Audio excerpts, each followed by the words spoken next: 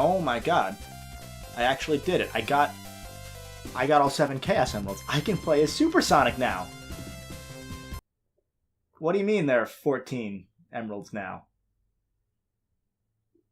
What's Hypersonic? Oh, son of a bitch.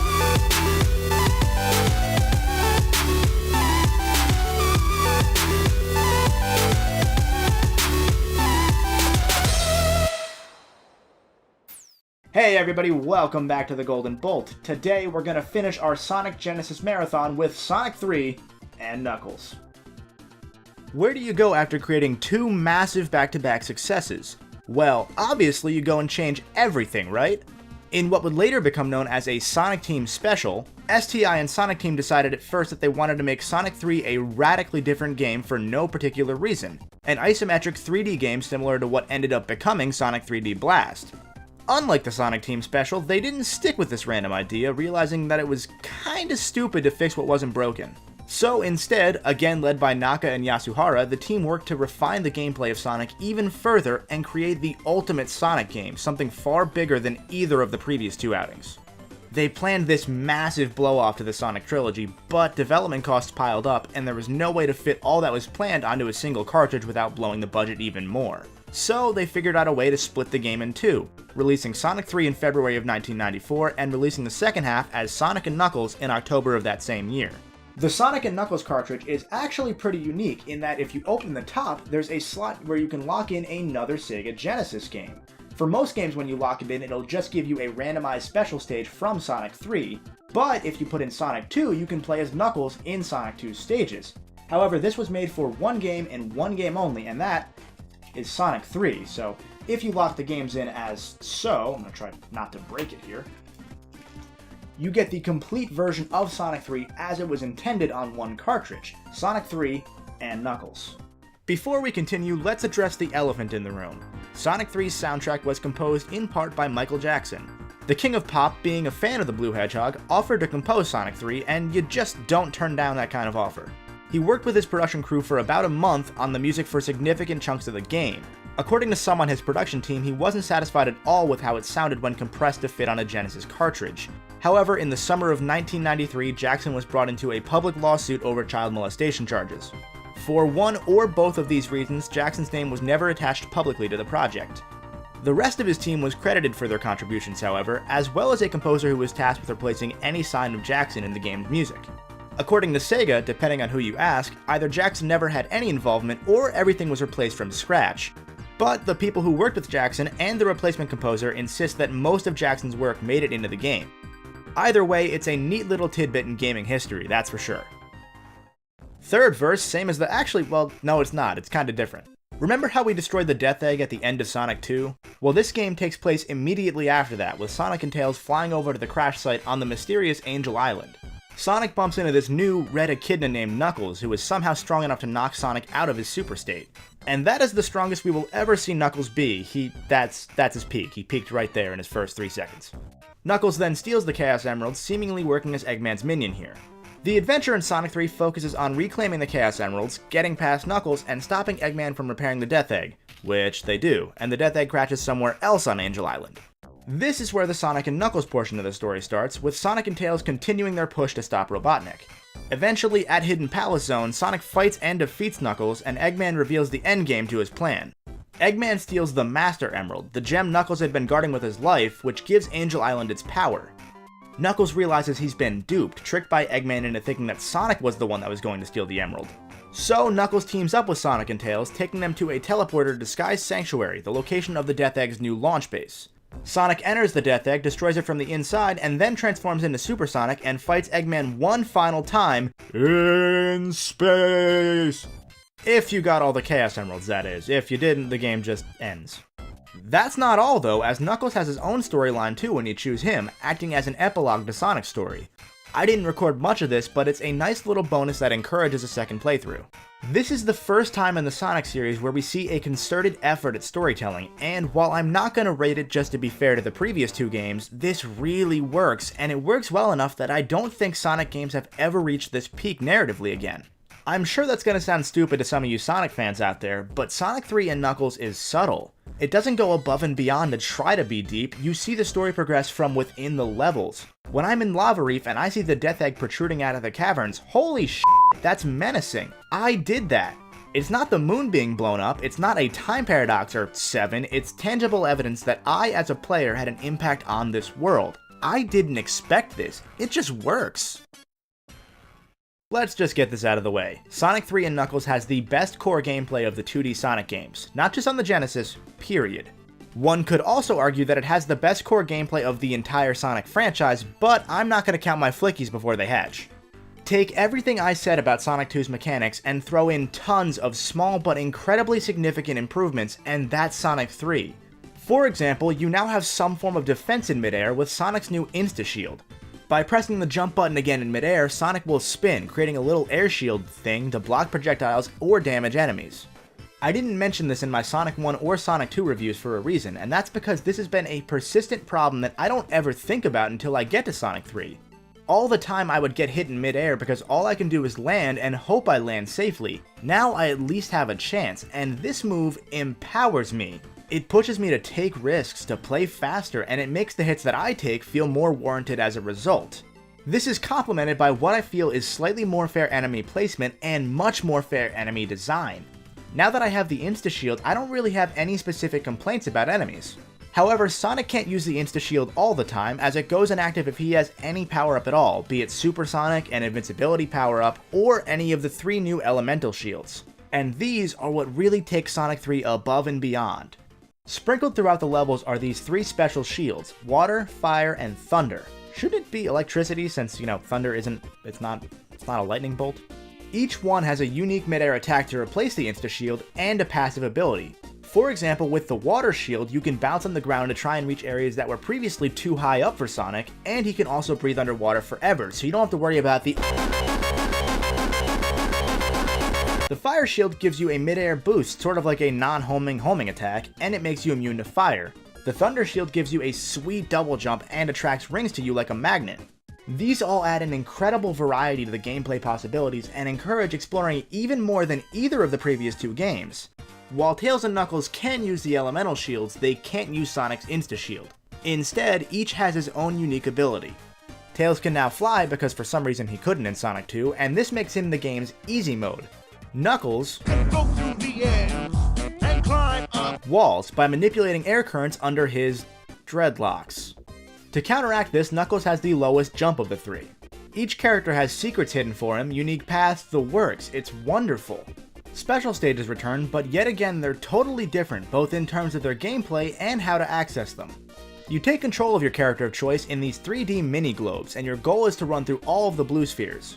Red spheres knock you right out of the special stage, bumper spheres will knock you backwards, normally into a red sphere, and if you surround all of the blue spheres in a section, it'll turn all of the ones inside to rings for you. If you get all 7 emeralds in Sonic 3's side, when you start Sonic and Knuckles, you'll start trying to collect the Super Emeralds, upgraded versions of the Chaos Emeralds. Get all 7 of those, and Sonic can become Hyper Sonic, Knuckles can become Hyper Knuckles, and Tails can become Super Tails, all of which are essentially God mode. Thought Super Sonic was overkill? You ain't seen nothing yet. But as seems to be tradition, I didn't get all of them. Anyway, instead of needing 50 rings and a checkpoint to access the new special stages, doing so will allow you to teleport to one of 3 random bonus games where you can get some extra rings or lives. In order to access a special stage now, you'll find these giant rings hidden throughout each level, which further encourages exploration. And this is where my fundamental issue with Sonic 3 materializes. The game explicitly tells you to explore, but I don't feel there's enough time in many levels to do so. Some of the levels in 3 and Knuckles are goddamn marathons, with both acts having boss fights now instead of just Act 2. In the first act, you'll fight a robot created by Eggman, and then in Act 2, you'll fight the Doctor himself. The boss fights themselves aren't a problem, of course, the time limit is. See, in the Genesis Sonic games, if you take longer than 10 minutes to complete a level, you lose a life. I also never mentioned this in the previous reviews because I honestly forgot it was a thing. It never happens to me in Sonic 1 or 2, but in this game it happened to me a couple times and almost happened a few more. Now by all means you can chalk that up to me being least familiar with Sonic 3's level layouts out of the whole trilogy. But the fact remains that the game demands that you explore to actually finish the game without giving you the freedom to do so, and that's in my opinion a design flaw specific to this game. Many acts absolutely overstay their welcome. This game loves to reuse entire chunks of level 2, 3, maybe even 4 times with very marginal changes. It enjoys going absolutely bonkers on random gimmicks like the spinning top in Marble Garden Zone, or in set pieces where the game plays itself, taking what I felt was a positive in Sonic 2 and stretching it way more than I'd like here. It likes to do this whole endlessly repeating thing in some chunks of level until you make the required jump, which just served to eat time. It just kills me having to replay levels and sit through all of that again if I get a game over. But I will say, thank God this game has a save feature so I don't have to start the whole game over if that happens, and lose all my Emerald progress, or, you know, just put in the level select code and start where I left off like everybody else does, but still. When a level is good in 3 and Knuckles, it's up there with my favorite in the franchise. Sky Sanctuary, for example, might just be my favorite stage start to finish out of any 2D Sonic game. And Lava Reef? Great! This game is a perfectly seared steak, but made at the local diner. When you get a good bite, it's phenomenal, but there's so much fat around the edges that I'm left wanting at times. Actually, this improves over time too. I find myself enjoying the levels from Sonic and Knuckles far more often than I do the ones from Sonic 3, although Flying Battery can eat a bag of Sonic 3's half gets so caught up in speed at times that I'm starting to feel like the game is controlling itself and fighting me more than I'm really playing it. Perhaps I'll lighten up on the game the more I go back to it. That's what happened with both Sonic 1 and 2 during this retrospective. But I'm left feeling disappointed by the actual gameplay on the levels as it stands right now. That's an absolute shame because to me, the mechanics are the best in the trilogy and I'm left feeling like I don't get to make use of them. 3 and Knuckles feels like almost a precursor to the problems Sonic would face in his 3D adventures. So much inward focus on those things like set pieces and new ways to look cool that it loses its way. If I were rating these games separately in terms of gameplay, Knuckles blows 3 out of the water right now, and in fact Knuckles would almost get a Golden Bolt by itself if it weren't on the shorter side. But the two were designed as one game, and I plan on scoring them as one game. I'm certain that as I master the shortcuts in the 3 half, my opinion of the whole package will only improve. That's especially true looking at the sheer amount of variety with 3 playable characters and almost twice as many levels as either Sonic 1 or 2. However, because these flaws are present to me as somebody who's already played Sonic 3 before, they're very much worth noting since new players will run into them for sure. I'm going to give the gameplay for the entire package a silver bolt. Sonic 3 and Knuckles is beautiful, and I don't just mean visually. I don't just mean the soundtrack, which now has unique tracks for both Act 1 and Act 2 in each zone. I mean that this game has perhaps the most cohesion from level to level that I've ever seen out of a 2D platformer. That statement is so impressive to me since each act feels wildly different from its companion.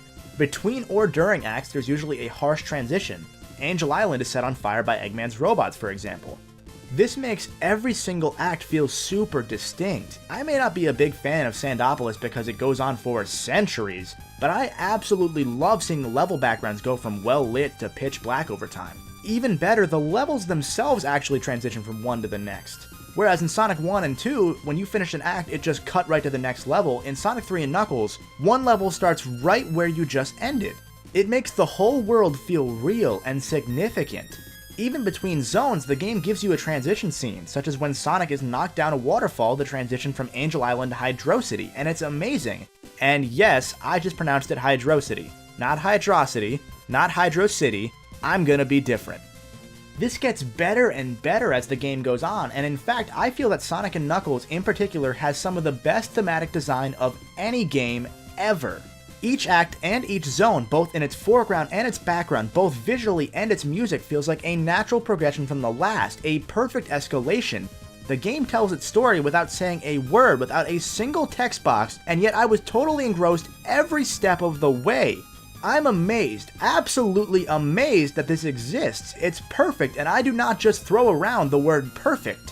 Even if I may not be a fan of the actual level design and the repetitive gameplay segments of some of Sonic 3's levels, the escalation from zone to zone feels great. So much effort went into making this the best looking Sonic game to date, and by God it is. It still might be 2 decades later. But obviously the game looks good. It's the most visually impressive Genesis game I can think of, even adding tiny details such as Angel Island's second half warping from the heat. And obviously it sounds good. The Sonic 3 half was composed in part by one of the greatest musicians to ever walk the earth, and the Knuckles half doesn't slouch at all either. I don't really feel the need to state the obvious. If you've been watching the video, you can see how good it looks, and if you've been listening, you've heard the fantastic music in the background. Looking at how far above and beyond Sonic 3 and Knuckles goes to present the best Sonic game, I have no other words besides, again, perfect. And that's why I'm giving the presentation of this game the first ever Platinum Bolt. I think it's clear by now, but I personally preferred Knuckles heavily despite this being the first time I've ever played past the first level of that game. However, I still absolutely recommend you play this game as a whole, not in halves. Actually, I recommend you play Sonic 2, 3, and Knuckles consecutively because these three releases form the true Genesis Sonic trilogy to me. Sonic 1 is more of a prologue here. If you want the games on the original Genesis hardware, it's gonna run you a decent amount. But if you're okay with picking them up on PC, you can pick up all three Sonic games I've reviewed for this marathon for $15 total. They're also available on PSN, Xbox Live, and in various physical collections on these and older systems, although Sonic 3 and Knuckles is oddly absent from PSN. Just be careful when you're looking, as some of the collections don't allow lock-on between Sonic 3 and Sonic and Knuckles, meaning you're not actually getting the full experience. And trust me, the full experience is worth it here. And that, ladies and gentlemen, closes the book on our classic Sonic Marathon. But we're not done with marathons just yet. See, it's a certain Pink Puffball's 25th birthday, and I was never really a huge Kirby guy. So I figured, why not give it a shot? So join me next week when we start the Kirby Marathon. Thanks for watching. If you liked the video, be sure to hit the like button, and if you want to see more, make sure you hit that subscribe button too.